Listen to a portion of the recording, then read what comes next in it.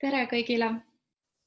Ma ei ole viimasel ajal oma lehel väga palju postitanud uusi asju ja ei ole ka videosid teinud ja sel põhjusel ma otsustasingi teha video. Ja ma tahan rääkida sellisel teemal nagu enda väljendamine ja miks see enda väljendamine võib olla tervendav ja kasulik. Ja see mõte tekkis mul tegelikult mitmeid nädalat tagasi, kui ma olin koolis, ma õpin psühhoterapeudiks.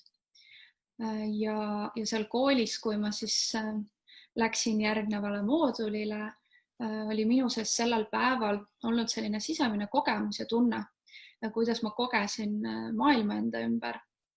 Ja selle tundega olid erinevad mõtted, tunded seotud. Ja see oli nagu mõnda aega minu sees käinud ringi.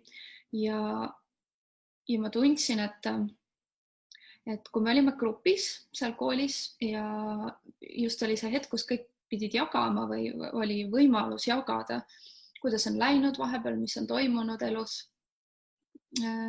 siis ma otsustasin, kuigi see oli mulle sel hetkel üsna raske ja keeruline, ma otsustasin jagada siis seda enda kogemust, et kuidas ma hetkel seda maailma näen ja tunnetan ja mis minust toimub. Ja ma alateadlikult enne, kui ma seda jagasin, tundsin ja arvasin, et keegi väga mind ei mõista või ilmselt inimesed ei koge seda, mis ma kogen. See oli nagu minu sihuke eeldus ja arvamus ja ootus sellele, mis järgneb, kui ma seda jagan. Aga tegelikult juhtus vastupidine. Ja ma räägin enne, kui ma sellest reaktsioonist räägin teiste inimeste poolt, räägin sellest, et mida ma siis tundsin lühidalt ja mida ma avastasin läbi selle kogemuse. Ma tundsin sel päeval ja see oli teatud periood minu jaoks, kus ma tundsin seda, et ma tundsin ennast justkui eraldatuna sellest maailmas, et ma nägin, et ma ei sobitu siia kuidagi. Ja ma tundsin sellist tunnet, et ma vaatasin teisi inimesi, kuidas nad oma asju ajavad, kuidas nad elavad ja ma nagu minu sees oli selline tunne, et ma ei suuda niimoodi, ma ei suuda nii elada, ma ei saa hakkama selles ühiskonnas sellisena, nagu see ühiskond tihti nõuab meilt hakkama saamist ja teatud viisil olemist, et ma ei suuda seda teha. Ja selle tundega oli, mis minus oli seotud väga tugevalt kurbus ja üksindus ja selline nagu mõnes mõttes ka lootusetus. Ja ma mäletan, et kui ma selle ära jagasin ja tõesti ausalt väljendasin ilma mingi filtrita seda, mis mu sees toimus, siis minu üllatuseks kõik need inimesed, kes mind kuulasid seal grupis, ütlesid, et tead, ma tunnen tegelikult samamoodi väga tihti ja ma saan väga hästi aru, millest sa räägid. Ja see oli minu jaoks tõeline üllatus, sellepärast et ma arvasin ennast kogu aeg, pidasin vähemalt kindlasti viimastel aastatel inimeseks, kellel ei ole raske jagada oma mõtteid, enda tundeid. Et ma arvasin, et ma olen üsna avatud inimene ja suudan ilma mingi suurema probleemita erinevaid mõtteid ja tundeid väljendada, mis minus on või mida ma tahan või mida ma vajan. Aga tuleb välja, et see nii siiski ei ole. Et üks asi, mis ma avastasingi läbi selle, on see, et tegelikult need võib-olla julged inimesed või julgemad inimesed või need, kes väljendavad ennast üsna palju, ka neil on tihtipeale alati asju, mida nad ei taha väljendada või nad ei julge ja seda ei pruugi inimene ise isegi tähele panna, sellepärast et minul oli küll see alateadlik tunne, et see on mulle ebamugav seda jagada teistega, aga ma tegin seda ikkagi. Sellest ma ka räägin hiljem, kuidas saab ennast sellistes keerulistes olukordades väljendada ja mida see ka annab. Ja ma õppisingi seda, et tegelikult ka minus on kohti, mis ma ei taha jagada ja kui ma hakkasin vaatama, kust see tuleb, siis jõudsin ma ikkagi üldiselt välja lapsepõlveni, sellele, mida ma lapsepõlves kogesin. Ja see tegelikult, mida ma sel hetkel seal grupis jagasin, oli minu, ütleme, sügavamaid kihte, mida ma olen kogenud aastaid ja pidevalt. Ja ma märkasin, et et kui palju see mulle andis ja mind tervendas, kui ma seda jagasin oma koolikaaslastega, oma grupis ja see tagasiside, mis ma sain, nagu palju see mind aitas.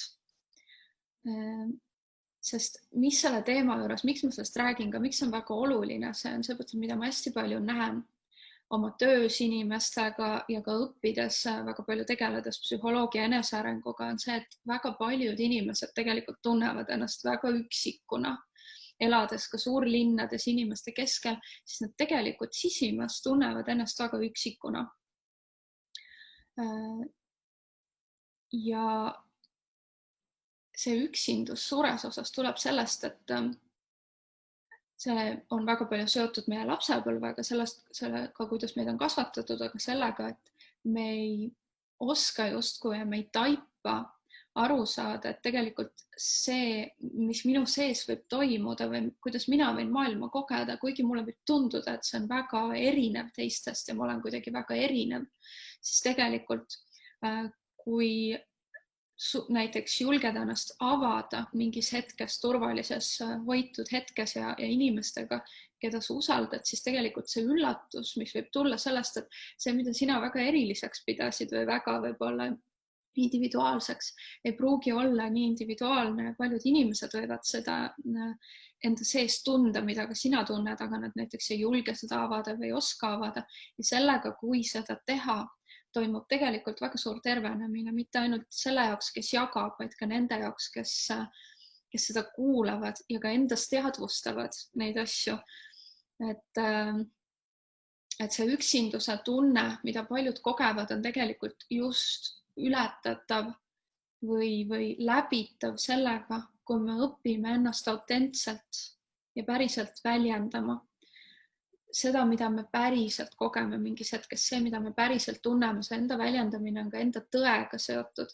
Ehk siis sellega, et meil kõikidel on oma sisemine tõde, mis koosneb sellest meie uskumustest, meie arusaamistest, sellest ka, mida me oleme õppinud ja kuidas me maailma kogeme. Ja tegelikult on väga-väga oluline see, et õppida seda tõde esiteks kuulama endas, et mis minu tegelik tõde on mingis situatsioonis, igas situatsioonis.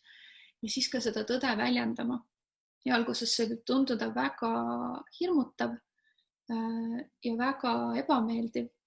Ja kui ma räägin natuke lähemalt sellest, miks see nii on, miks see võib tunduda hirmutav ja ebameeldiv, siis võib-olla paljude jaoks see muutub ka rohkem arusaadavaks, kui ma laiendan natuke seda pilti, et see, miks selline enda tõe väljendamine, enda päris, tunnete, kogemuse väljendamine võib olla hirmutav selle tõttu, et nagu ma ka enne korraks mainisin, meie lapsepõlv, väga paljud meist kasvavad keskkonnas, oma peres, lapsepõlves, kus me tegelikult on väga palju neid hetki, kus kui me väljendame ausalt oma mingit vajadust või tunnet, siis seda kas ignoreeritakse, häbistatakse, ei panda tähele või ei peeta piisavalt vajalikuks, ehk siis sellele järgne mingit tegu või mingit sellist mingisugust edasiminekut, mingit sammu siis vanemate poolt või nende poolt, kes peaks meie eest hoolitsema. Ja sellega, et me justkui nagu ei oska ennast väljendada ja meil ei õpetata seda tegema, siis tekivadki need tunded, et näiteks laps tegi seda, ta väljendas ennast, ütles, et ma kardan, aga ta ema näiteks ütles, et ära karda, see ei ole mitte midagi nii hullu, häbistas teda, ehk siis häbistas seda tunnet, mida laps tundis, siis laps, ja see käib väga kiiresti, see mehhanism, mis toimub, on see, et ta paneb selle enda sisse ja teeb sealt oma järeldusele, ta surub selle enda sisse, ta surub selle alla, selle tunde ja võtab seda tõena, et see, mis ma praegu väljendasin endast, ei olnud okei. Et see on kuidagi häbiväärne, see ei ole okei ennast nii väljendada, seda osa endast, sest ka kõik tunded, kogemused on erinevate osadega meie psüühikas seotud ja kasvav laps, kes alles avastab ennast ja loob ennast, on eriti mõjutatav sellele, mida ta vanemad talle ütlevad ja mida ta mis järeldusi ta sellest teeb, mis uskumusi ta endale sellest loob. Ja siis võibki näiteks tekkida väga lihtsasti see, et see kogemus, mis laps sai, et tema tunne või see, mis ta väljendas, ei olnud mõistetud, vastu võetud, siis see justkui surutakse alla ja sinna tekib häbi. Ehk siis laps hakkab tundma häbi selle osa tõttu. Ja nüüd ka täiskasvanuna, kui me avastame, et me kogeme midagi, aga see käib väga ruttu tegelikult, et me enda sees tunneme, et jah, ma tunnen nii, aga seda tõenäoliselt ei ole ohutu jagada või ohutu igal pool väljendada. Näiteks selle tõttu, mis ühiskond mõtleb või selle tõttu, kuidas mind on kasvatatud ja siis me ei tee seda ja me jätame selle enda sisse. Ja tegelikult, mis me teeme, on see, et me ei väljenda oma tõde ehk siis seda, kes me autentselt tegelikult oleme või mida me kogeme mingis hetkes. Ja paratamatult me ei ole ka oma tunnetega ja vajadustega ühenduses, mis ka algab juba see mehhanism, miks me tihti enda tunnete, emotsioonidega ei ole ühenduses, algab ka lapsepõlvest.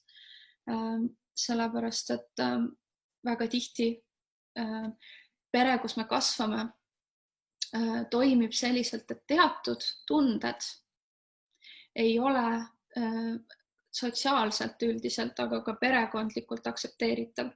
Et see ühiskondlik aspekt ja pere aspekt on väga tugevalt seotud, ehk siis see, kuidas ühiskond toimib, nii ka üldiselt toimib pere laias laastus. Aga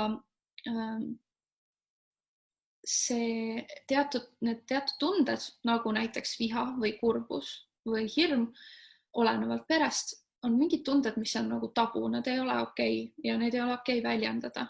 Neid ei ole okei ka tunda ja kogeda ja vanemad võivad väga erinevalt seda lapsele selgeks teha, et mis on nii-öelda õige käitumine ja õiged tunded ja mis ei ole.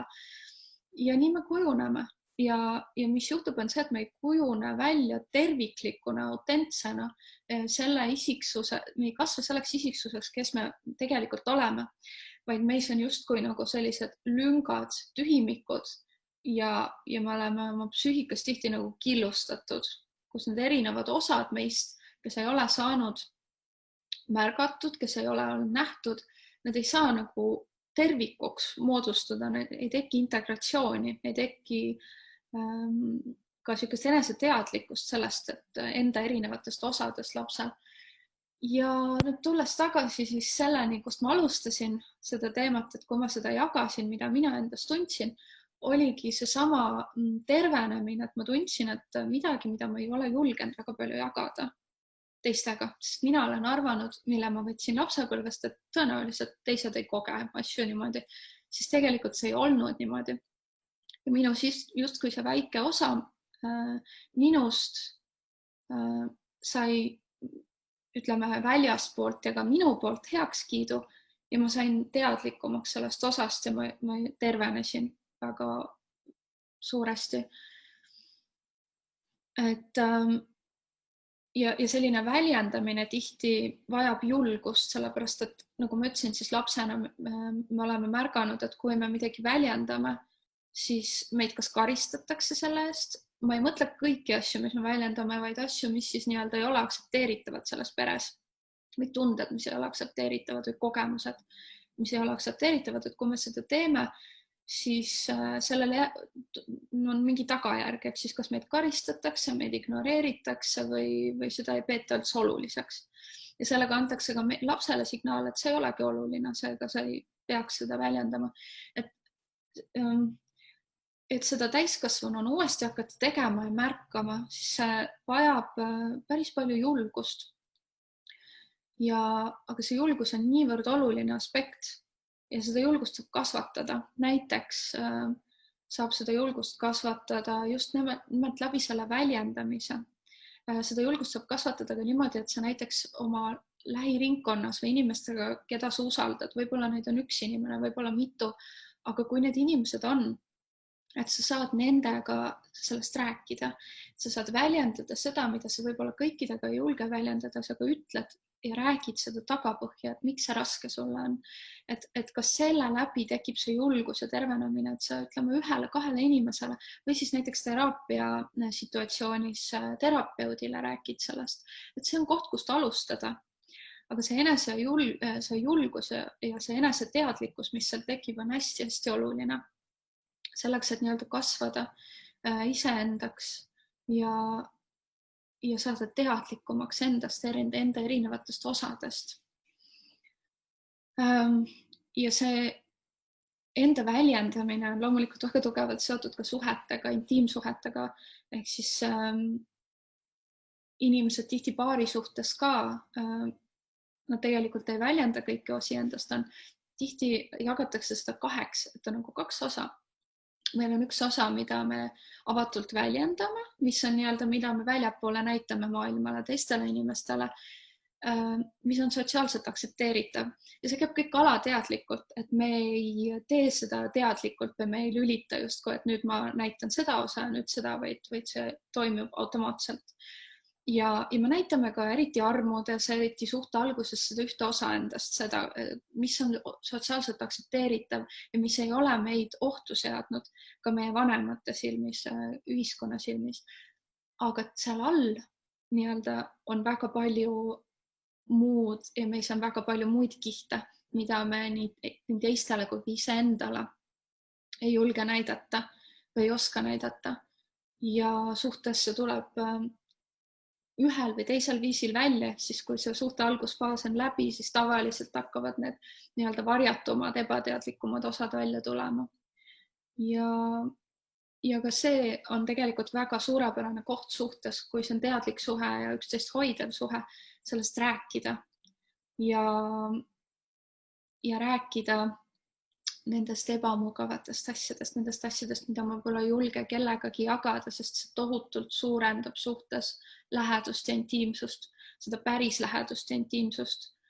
Et kui see võimalus on ja sul on toetav teadlik partner, siis see on väga-väga tervendav ja ma väga soovitan seda teha.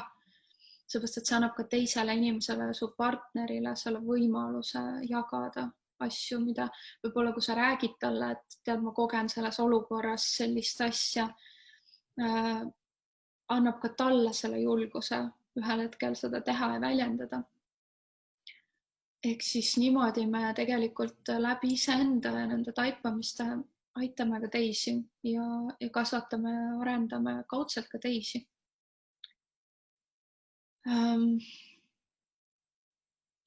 Et kui see teema võtta kokku, siis ma ütlekski, et selline eneseväljendamine on ülioluline ja et kõige parem on selle alustamist teha just niisuguses turvalises keskkonnas, kus sa tunned, et sa oled kuuldud, nähtud, märgatud, siis liikuda edasi sealt kaugemale. Et see lõppeesmärk nii-öelda, kui sellist asja üldse on, tegelikult ei ole, aga nii-öelda kõige parem pilt võiks olla see, kui me suudame igas seltskonnas, igas situatsioonis nii-öelda jääda iseendaks ja väljendada seda, mida me kogeme, mida me tunneme, mida me vajame. Aga tihti me ei oska seda, sellepärast et meil on erinevad sotsiaalsed normid, erinevad keskkonnad nõuavad teatud käitumist, aga tegelikult on väga palju meie enda kätes, et milline on meie suhe iseendaga ja milline on meie eneseteadlikkus. Et mitte painduda nii-öelda väliste mõjude ja selle järgi, mis teised inimesed räägivad ja tunnevad, vaid selle järgi, et mis minu jaoks on oluline ja kuidas mina saaks iseendaga heas suhtes olla, mis minus head tunnet tekitab. See väljendamine ei tähenda seda, et ma pean, see kindlasti ei tähenda seda, et ma väljendan, ütleme, sihilikult asju, mis teevad teisele inimesele haiget, et see puudutab nüüd empaatiat ja see oskus märgata, et milline mu sõnade mõju on ja kust nad üldse tulevad, need sõnad ja mõtted. Et see ei tähenda seda, et see enese väljendamine on niisugune valimatu, et ma sihilikult solvan ja teen haiget teistele inimestele. Ma mõtlen selle all seda, et ma autentselt väljendan seda, mis on minu kogemus mingis hetkes või kuidas kellegi käitumine mind mõjutab ja ma teen seda enda nagu võimalikult ausast kohast enda suhtes ja läbi südame. Läbi südame see tähendab, kui ma nüüd natuke räägin siia juurde, et mis siis on see läbi südame väljendamine, kuidas mina sellest aru saan kõige paremini on see, et justkui ma lähen enda sisse ja enne kui ma ütlen või väljendan seda, mis ma väljendan, ma teen seda ainult olles kontaktis iseendaga. Ma mõnes mõttes ka kujutan ette, ütleme, minu jaoks südamest väljendamine on seotud selle rinnaku piirkonnaga südamega, et ma kujutan ette, et ma teen seda läbi enda sellise läbi enda südame, olles ühenduses oma tunnetega ja seal on niisugune teatav pehmus ja haavatavus, mis on sellega seotud. Et ma teen seda kõige ausamast kohast, mida ma suudan endas. See ei tähenda, vaadates praegu seda, mis meie maailmas toimub, et seda peaks igal pool tegema, et ma ei soovita seda, et nii-öelda laotada ennast laiali igale poole või igas seltskonnas, kui sa näed, et see ei ole vastuvõetav, et sa ei pea ennast mõnes mõttes lõhkuma või kurnama sellega, et sa südamest väljendad ja avad. See on neid situatsioone ja kontekste, kus see ei ole tegelikult enese armastav ja väga hea mõte. Aga igas situatsioonis on tegelikult viis, kuidas oma kogemust, vaadet, tundeid väljendada niimoodi, et sa jääd endaga nii-öelda oma sisemise tõega kooskõlla. Et sa ei reeda ennast, sa ei peta ennast ja sa ütledki ausalt välja selle, mida sina tunned ja koged. Et see oli see, millest ma tahtsin selles videos natuke rääkida. Ja kui sa tunned, et see teema sind kõnetab ja võib-olla sul on väga raske olnud ennast väljendada või ka praegu ennast väljendada või üldse tunda seda, et mis siis see nii-öelda minu sisemine tõde on või mida ma kogen mingis hetkes, siis sa võid minuga võtta ühendust selle sama lehe kaudu või siis mu meiliaadressi kaudu, mis on evaliisavahtra@gmail.com ja mulle kirjutada. Ma teen ka teraapiaseansse ja vastuvõtte, et sa saad mulle lähemalt kirjutada. Ja nagu ma ütlesin, et seda eneseväljendamist saab väga edukalt arendada just nimelt hoitud ruumis, näiteks teraapia kontekstis. Et see on väga hea võimalus selleks. Ja võib-olla järgmise video, mis mul praegu tuli selle mõttena, mis on seotud väga tugevalt sellega, mis ma rääkisin ja selle lapsepõlvega, on just sisemise lapse teemad, et mis see või kes see sisemine laps on, miks sisemine laps on oluline, mida see tähendab, et tegelikult võiks ka sellest teha ühe video ja rääkida. Sellepärast, et tegelikult läbi selle enda väljendamise, ausa, autentse enda väljendamisega me kogu aeg tervendamegi enda sisemist last või sisemisi lapsi. Tervendame neid osi endast, kes ei ole olnud märgatud ja nähtud, keda me ei ole siis hiljem osanud ise märgata ja näha. Et kirjuta mulle, kui sa tunned soovi ja vajad abi, vajad toetust. Ja aitäh kuulamast. Ilusat pühapäeva kõigile.